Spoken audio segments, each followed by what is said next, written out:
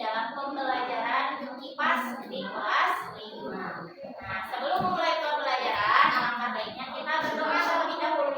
Silakan Ida sebagai HM untuk memimpin doa. Siap. Sebelum belajar, mari kita berdoa. Berdoa di dalam hati, berdoa di mulut. Doa selesai. Siapkan dulu pensilnya, siapkan dulu bukunya untuk mengikuti pembelajaran. Nah, Ibu akan mengabsen terlebih dahulu. Apakah teman kalian ada yang tidak masuk sekolah? Siapa? Nabila. Kenapa Nabila, ada yang tahu? Sakit. Nah, pada pembelajaran kali ini kita akan belajar tentang cahaya dan sifat-sifatnya. Ada sifat-sifat cahaya. Tujuan pembelajaran kita kali ini yaitu nanti diharapkan kalian dapat mengidentifikasi cahaya dan sifat-sifat cahaya. Ada sumber cahaya. Matahari adalah sumber cahaya yang utama. Nah, sumber lainnya seperti api, lilin, lampu, dan obor. Nah, sumber cahaya itu ada dua, yaitu sumber cahaya alami dan sumber cahaya buatan. Nah, sumber cahaya alami, sumber cahaya yang paling besar yaitu matahari. Selanjutnya sumber cahaya buatan, contohnya seperti apa? Nah, lilin, senter, kemudian apa lagi? Lampu, kemudian obor. Nah, kemudian coba kalian simak video berikut ini.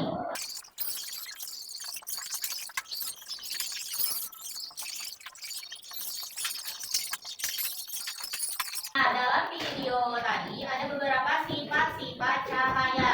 Namun yang akan Ibu jelaskan yaitu mengenai sifat cahaya dapat dipantulkan.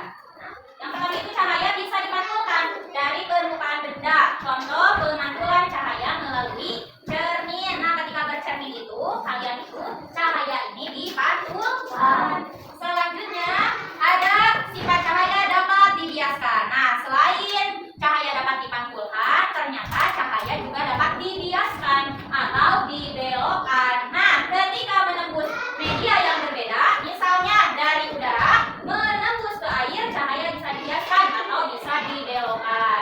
Contohnya yaitu ketika pensil di dalam air terlihat patah. Nah,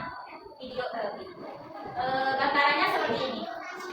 Kemudian selanjutnya ada sifat cahaya merambat lurus. Contohnya ketika kita menyalakan lampu senter, cahaya akan merambat lurus. Sementara itu di ruangan yang tertutup dinding, cahaya hanya bisa masuk melalui celah yang ada seperti jendela. Selanjutnya sifat cahaya menembus benda bening.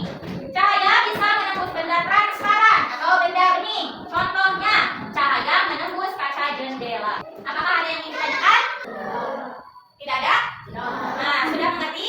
Nah, selanjutnya kita berdiskusi. Bentuk kelompoknya menjadi 4 kelompok.